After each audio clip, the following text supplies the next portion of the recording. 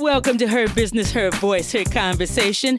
This podcast was created for the boomer woman leaving corporate, and now you're looking to reinvent yourself, become an author, an entrepreneur, a podcaster. Well, each episode will leave you with clarity. You will come away with the yes, I can and yes, I will reinvent myself mindset. So come on, let's do this. I'm your host, Margo Levette.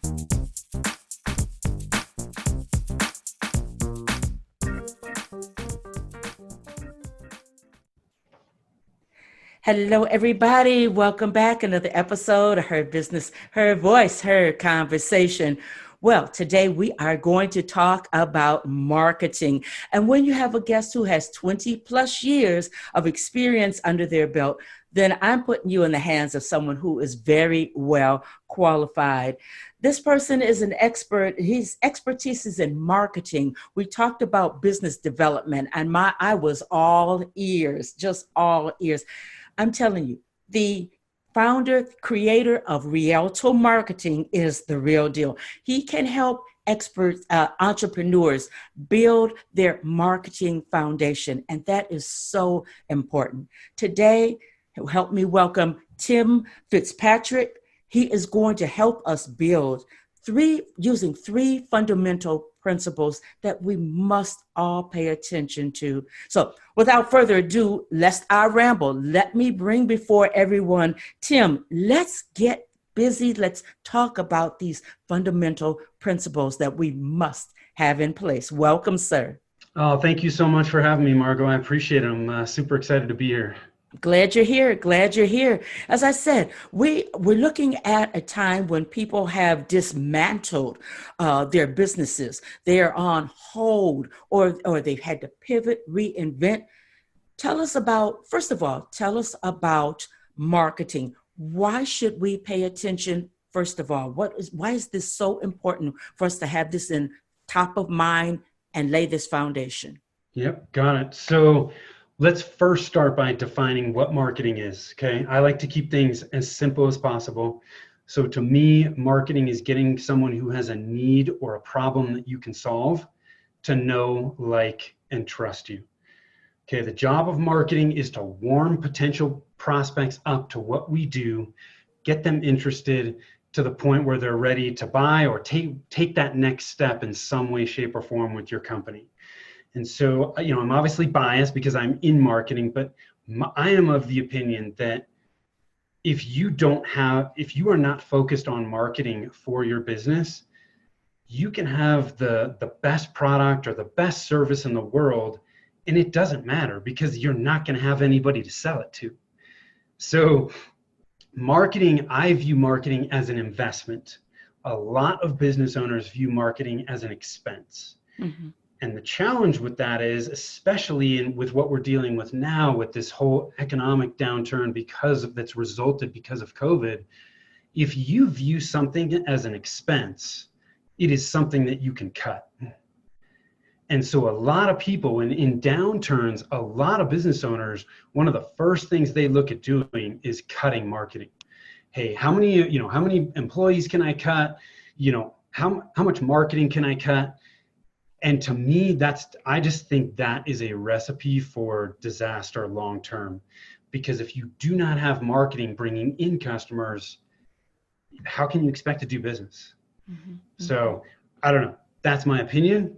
I hope it helps because you got to market. And here's the other thing too. If you can find a way to continue to invest in marketing while most of your competitors are cutting, you're setting yourself up to differentiate your business and laying a foundation where I think your business will thrive long term.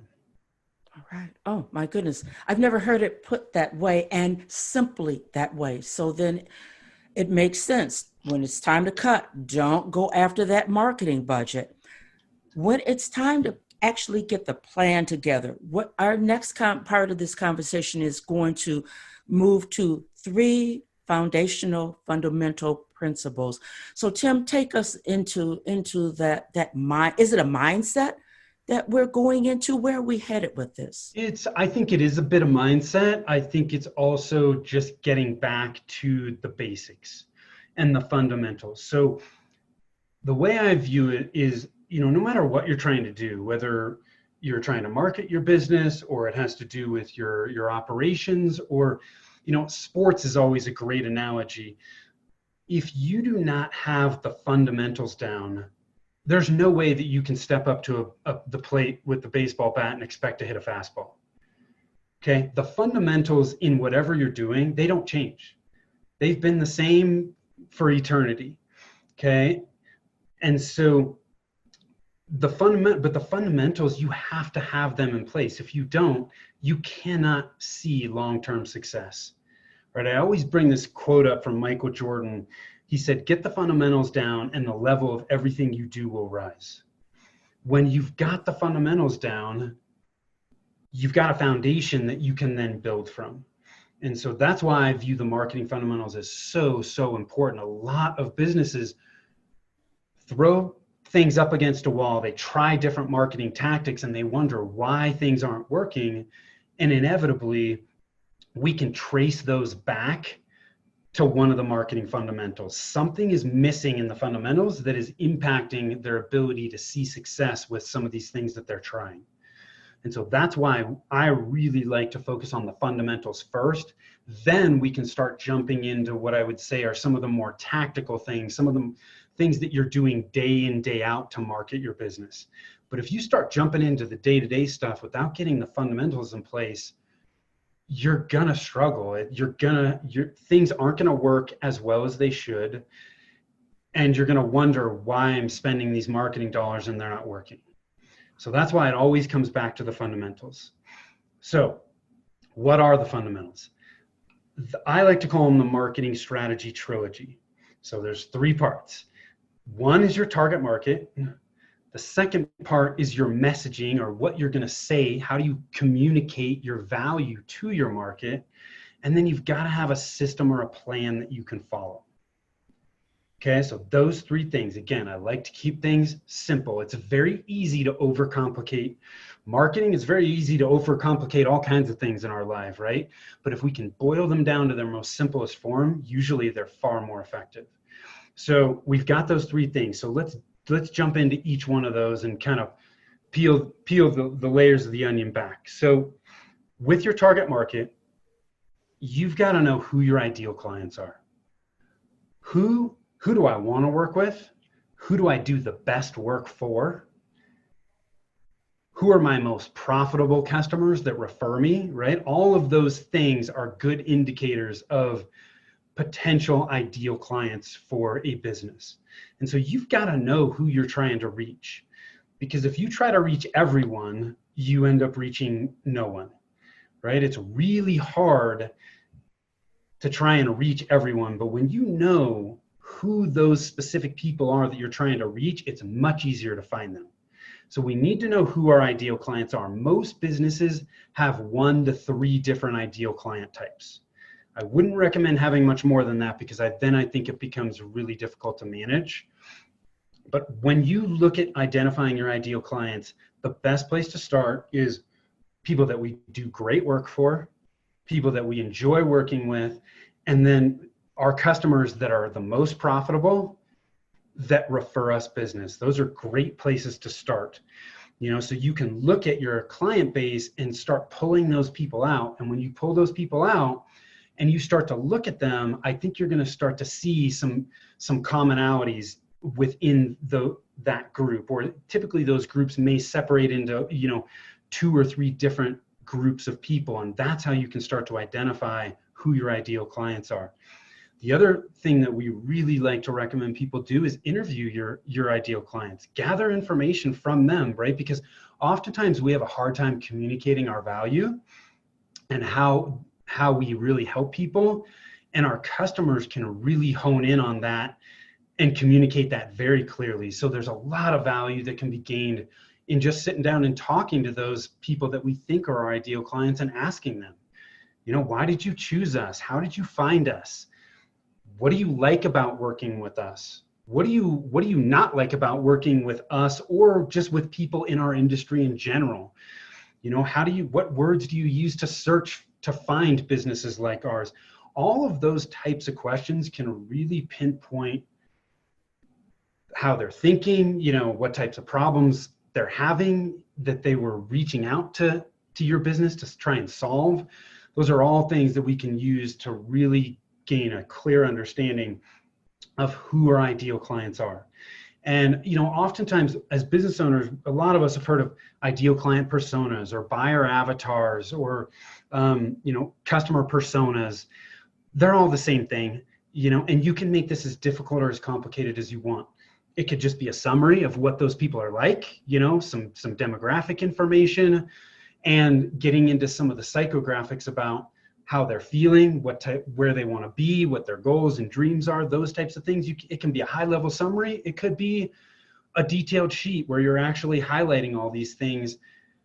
To me, I don't think it really matters how deep you dig. I think as long as it's a tool that you can use and it makes sense to you, and when you communicate to other people, these are our ideal clients, if that makes sense to them, then that's okay.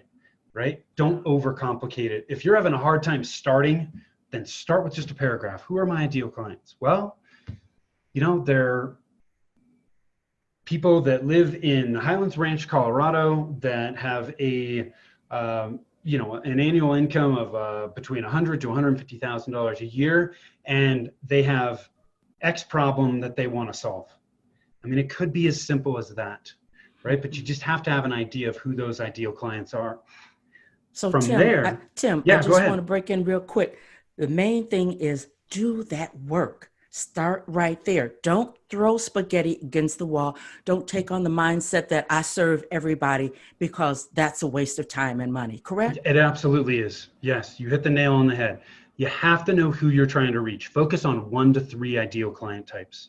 Okay. All right. And don't be afraid to niche down. People Absolutely get afraid. They want to say, oh, nobody.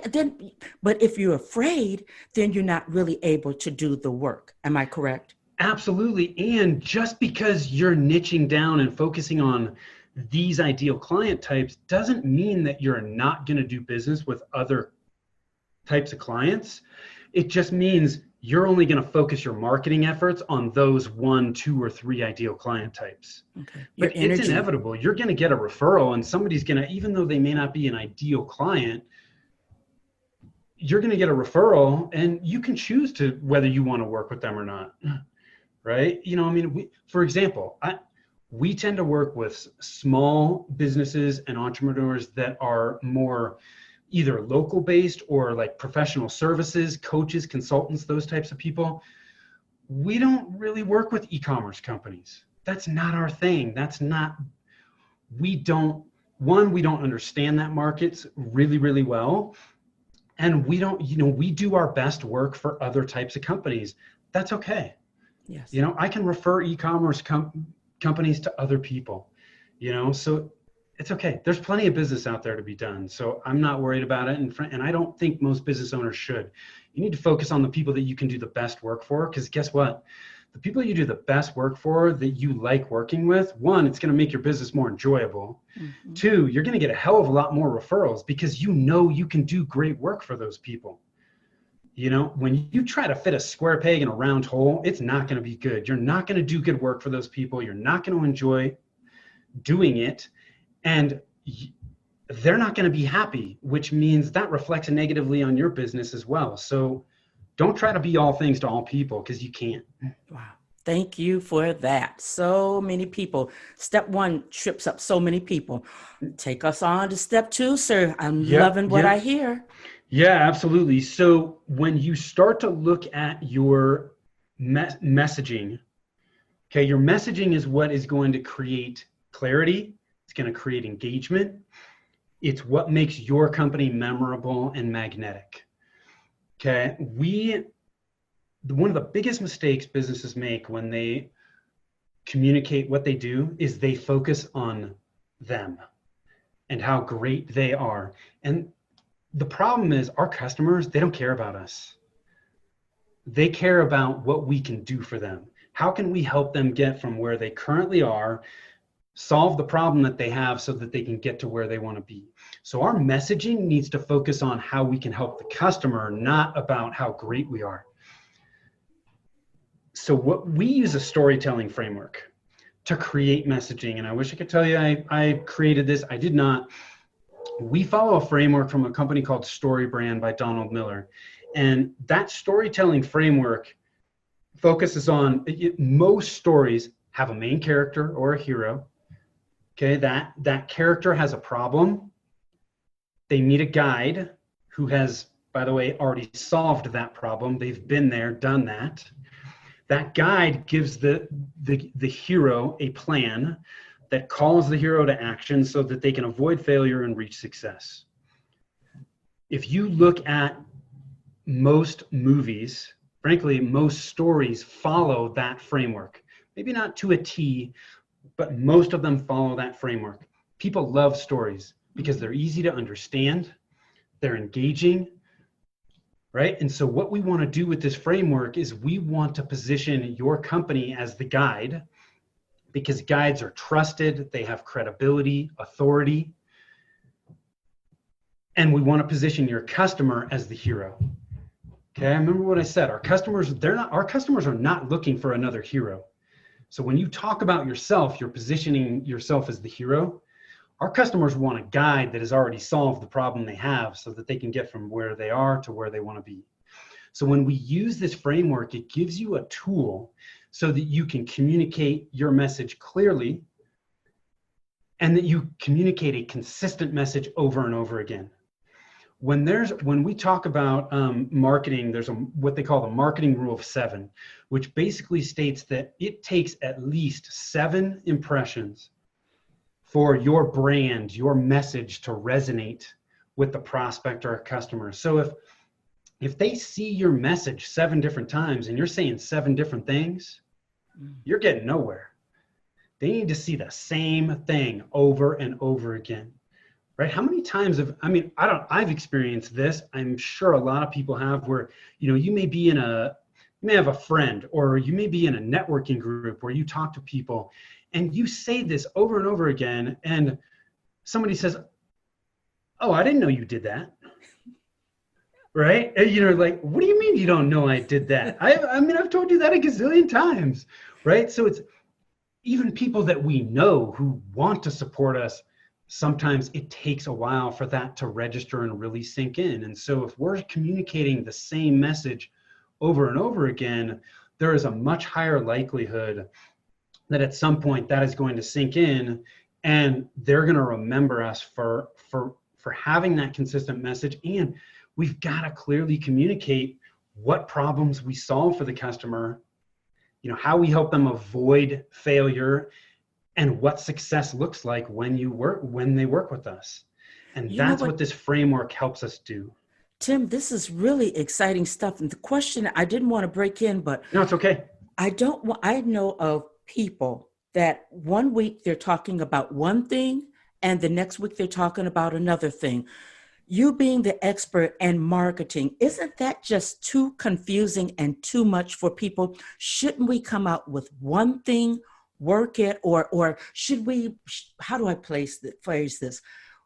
Get one lane of expertise and build out from that, so that one day we're not selling pots and pans and the next day we're selling shampoo. Yeah. What are your thoughts on that? I think so. With your messaging, again, it's important to communicate this consistently and clearly, right? So where a lot of people run into issues with their messaging is they try to be clever. But the problem is when we try to be clever, it can be confusing. And if we confuse people, we lose them. We have really short attention spans at this point. With mobile devices, the internet, information is at our fingertips so quickly that if we don't find what we want very fast, we're moving on. So if we try to get clever and make people think about what we do and how we can help them, they're gone. We're losing those people. So we've got to be clear.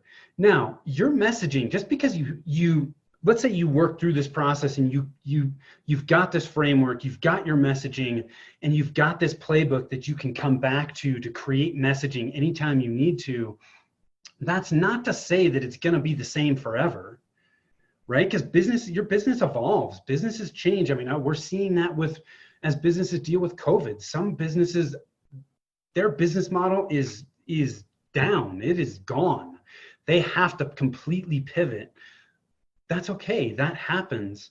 And when that does happen, then yes, you can update and shift your messaging, but your messaging shouldn't shift from week to week. Okay.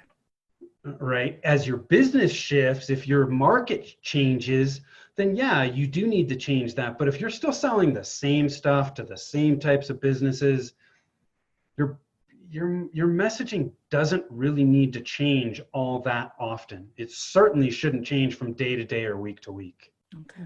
Just wondered about that. Yeah, All does right. that help? That, yes, it helps a lot because I've seen a lot of that going on.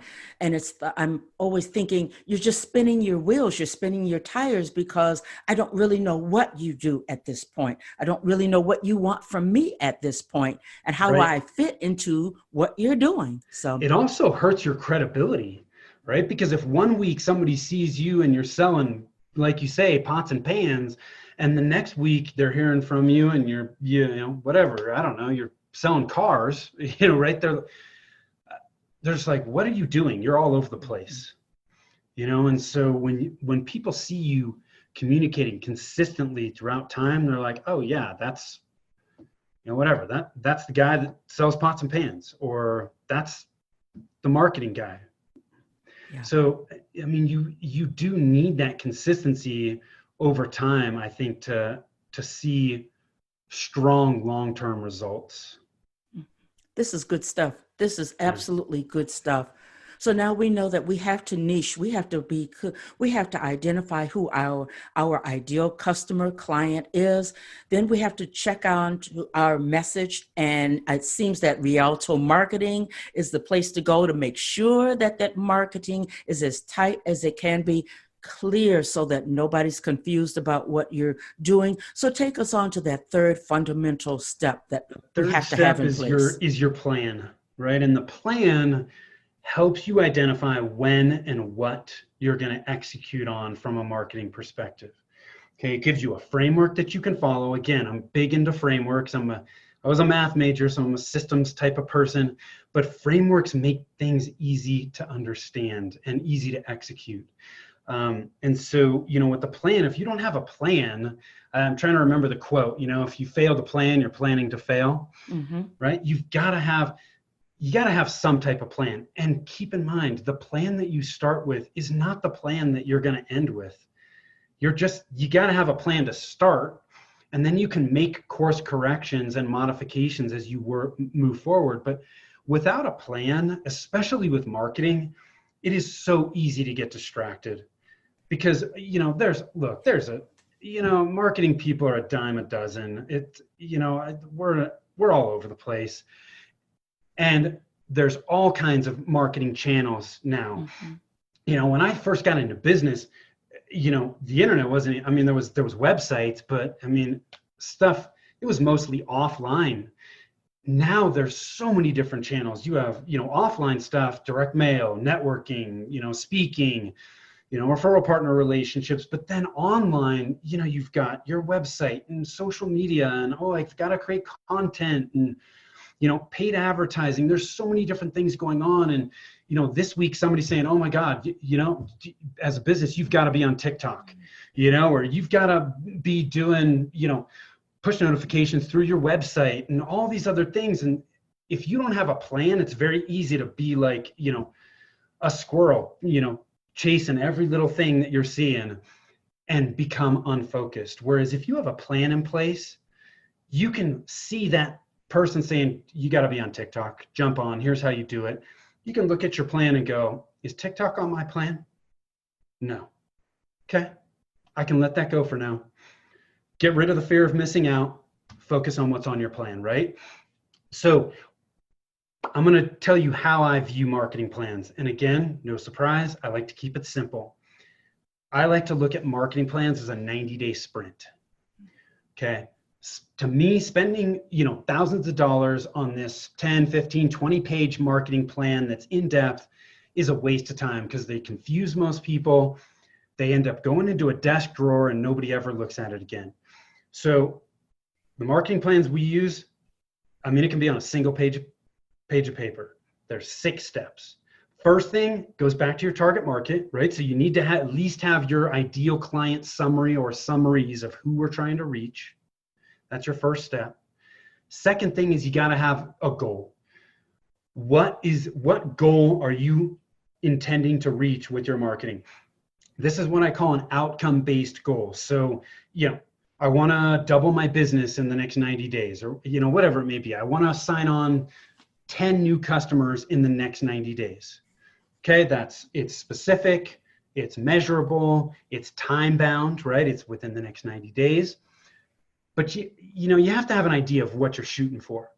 I do like to tell people with an outcome-based goal to not get too caught up in the goal, because there are things beyond your control that are going to impact your ability to hit that goal, right? If I had a goal in January to sign on 10 new clients by the end of March, mm-hmm. and COVID hit, COVID is beyond my control. There were a lot of things beyond our control that are impacting our ability to hit it. But I think you have to have an overall goal that you're trying to shoot for. I think if you get too caught up in it, it can be unmotivating, mm-hmm. right? Because of all these things that may happen beyond your control. But you have to have an idea of what you're shooting for. Then you've got to have an idea. That third step is, what's my budget and what resources do I have? Because you have to know that, because that tells you what you have to work with. If it's just me and I have $200 a month, I may only be able to focus on a certain number of things. If it's me and I have a $10,000 a month budget and I have 5 people on staff, well, then I can tackle a whole lot more, right? So we've got to know what we have to work with, because that's going to determine what we focus on in our plan. Then our third step is, what am I currently doing with my marketing plan? You may not even have a plan. That's okay. But when we look at your marketing plan, your current and your next 90-day plan, we look at 8 channels that I call. So you've got your strategy, okay, which is do I know my target market? Do I have good messaging in place? And do I have my plan? Then you've got your website. You've got content. What type of content marketing are we doing? Search engine optimization, right? Which is helping people find you when they do searches online. Social media, email marketing, paid advertising, so online advertising, and then offline. And as I said before, when I think about offline, I think about, direct mail or print advertising, or, if I'm in a networking group, a BNI type group, or if I'm speaking publicly, those are offline tactics. All I want to do in this step is just jot down, what am I doing, or what have I done in each of those channels? Mm-hmm. Okay. All we're doing here is getting an idea of where we're currently at. It's no different than if I need to get to the airport and I type it into my GPS. It doesn't work if the GPS doesn't know first where you're starting from. Mm-hmm. So all we're doing here is just letting us gaining a better understanding of where we're starting from. Okay, so once I've outlined what my current marketing plan is, what I'm currently doing, then that next step is, what am I going to do for the next 90 days in those 8 marketing channels? You're not going to focus on all of them. Mm-hmm. You just want to outline, where am I going to focus based on the budget and the resources that I have? What am I going to do for the next 90 days? If it's just me, and I know that I have a good understanding of who my target market is, but my messaging is not good, my objective for the next 90 days might be, I'm going to create my messaging, and I am going to implement that messaging on my website. Gotcha. That's totally okay if that's all you can do for the next 90 days. Mm-hmm. You have to get started. You have to get started in this systematic way. Yeah, you have to get started. You have to take that next measurable step. Measurable. Yeah, mm-hmm. So that's okay. If I've got more resources, well, then I might say, hey, we've got to update our website. You're right, our messaging is not great on our website. We've got to update that. And then from there, we're going to start to do some rebranding in these social media channels and start focusing there, right? It really just depends on where you currently are and how much money and how much resources you have to focus on your marketing plan. But the bottom line is just outlining what I'm going to do for those next 90 days. 90 days. And then the last thing in this 6-step plan is, what metrics am I going to track, right? If you don't have metrics that you're going to track, it's hard to determine whether what you're doing in your marketing plan is actually working. You can get into the weeds on this. I just like to keep it simple, right? Find 1 or 2 metrics in each channel that you think are going to be important, that are going to signify that you're starting to gain traction. And then at the end of the 90 days, you can go back and look at it. Hey, we focused on these 2 or 3 things. These were the metrics. Here's what happened. And then guess what? Your next 90-day plan isn't nearly as difficult because you already did the work. And frankly, you may not even change it that much. You may say, hey, what we're doing is starting to work. It's starting to have an impact. We're going to keep doing these things. Mm-hmm. Mm-hmm. But that's it. You just have to start somewhere, and you have to course correct. Wow. Even people like me that are in marketing day in and day out, we're not perfect. It's not like everything we touch is gold and everything works. That's not the case at all. Marketing is about putting things out there. Yes, it's about the things we put out there are built on frameworks that we know work, past experience, but everything is slightly different. So you got to put it out there, do it, and then make course corrections. It's those little incremental improvements that we make over time that have an exponential impact on our results over time. I'm looking at the time, Tim. You have given us so much information. And that last statement that you made, that's what I want people to really pay attention to also. Marketing is a science, and there are no hard, fast guarantees that I'm doing this, it's going to work. But we do have to follow the fundamentals. Am I hearing you correctly? Absolutely. Because there are some people out there that are given these rock solid, do this, and you're going to get 1 million followers in one day or downloads and streams. And it's just not true. Not if you skip the fundamentals, right? So skip the fundamentals at your own risk. Gotcha. I love that. At your own risk. Yeah. Gosh. Rialto Marketing, Tim Fitzpatrick. Tim, tell everybody how we can get in contact with you, please. Yeah, best place is to go to our website, which is Rialto, Rialto marketing.com. I also put together some resources for your audience that I think will help support what we talked about. So if they go to rialtomarketing.com/her-business, and I'll get you that link so you've got it. But I put together some resources on the fundamentals that I think your audience will find super helpful.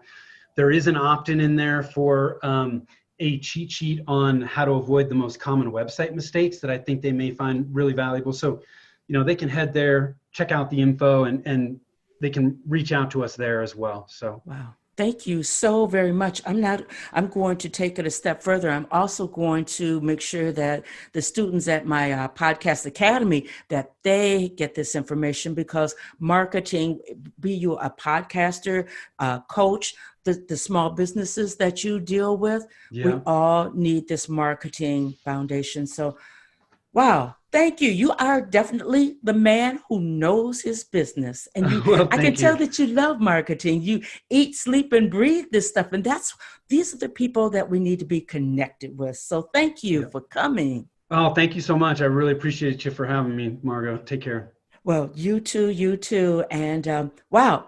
What can I say? I'm always speechless after a great episode. And this indeed was one. So as I tell people, you have to listen more than one time. There's so much here. And then you want to go over and be sure to download what Tim has generously given us, what he put together just for us at Her Business, Her Voice, Her Conversation. So do not sleep on this information.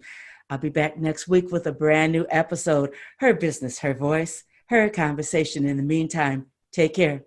Bye-bye. Have something to say? A product or service? Margo Lovett guides entrepreneurs on creating a podcast, a great tool for marketing. The online course will set you up for success. Learn at your own pace. The monthly membership's loaded with valuable bonuses. Join now, and your first tutorial, Give It To Me Fast, is free. www.podcastacademyonline.com.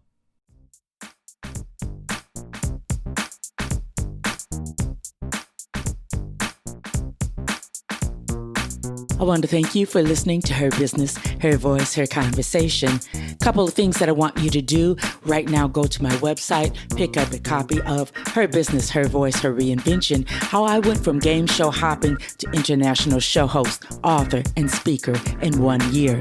Number 2, please freely listen to each and every episode. Share them out with your family, friends, the men in your lives. And then number 3, get in contact with me, one of the experts that have been on the show, because I want to make sure that you reinvent yourself.